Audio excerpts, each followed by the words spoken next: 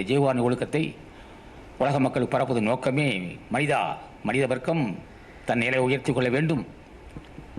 எப்படியா செல்வத்திலையா வேண்டும், செல்வம் வேண்டும். குடும்பம்னா எல்லாத்தாலும் செல்வம் வேண்டும்ல.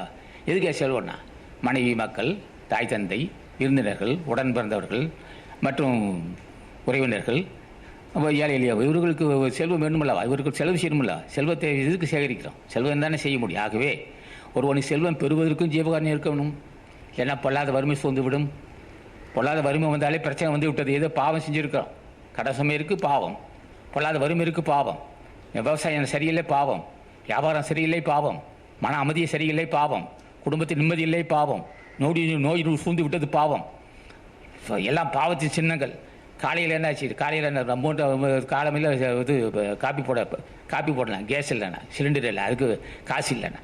இல்லை என்று சொல்லுவதே பாவத்து சின்னமாகும். எல்லாமே இருக்குது. காலையில் சிலிண்டர் இருக்குது, கேஸ் இருக்குது, காப்பி இருக்குது, பால் இருக்குது, சர்க்கரை இருக்குது, எல்லாம் இருக்குது. சாப்பிட வேணுமே. சாப்பிட்டா வாந்தி வருது. நான் சிரிக்க வேண்டியதாக இருக்கும். சாப்பிட்டா வாந்தி வருதா? ஐயோ பாவம், சாப்பிட்டா வாந்தி வருது. யோக்கி இதை தெரிஞ்சுக்க. நீ யார் போய் இது பார்க்க வேண்டியதில்லை, ஆராய்ச்சி செஞ்சு பார்க்க வேண்டியதில்லை. சாப்பிட ஜீர்ணாசி தேவை. யோக்கியதை. பசி இல்லை, யோக்கியதை.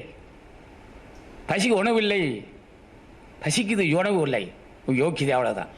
பசித்து பண்ணி சாப்பிடுகிறேன், பசி இல்லை, அவ்வளோதான் யோக்கியதை. புரிந்து கொள். ஏனென்றா அவ்வளோ கடுமையாக பேச நினைக்கிறீங்களா? இல்லை. ஒரு வாய்ப்பு பெற வேண்டும். வாய்ப்பு இருக்குது மனிதனுக்கு. எல்லாம் வாய்ப்பு இருந்து அதை பெறுவதற்கு வாய்ப்பு இருந்தும் அதை இழக்கக்கூடாது என்பதுக்கு தான் பேசுகிறோம். சாடி பேச வேண்டிய அவசியங்களுக்கு இல்லை. ஆகவே இந்த வாய்ப்பை பயன்படுத்திக் கொள்ள வேண்டும். அதுதான் ஜீவகாரணி ஒழுக்கம்.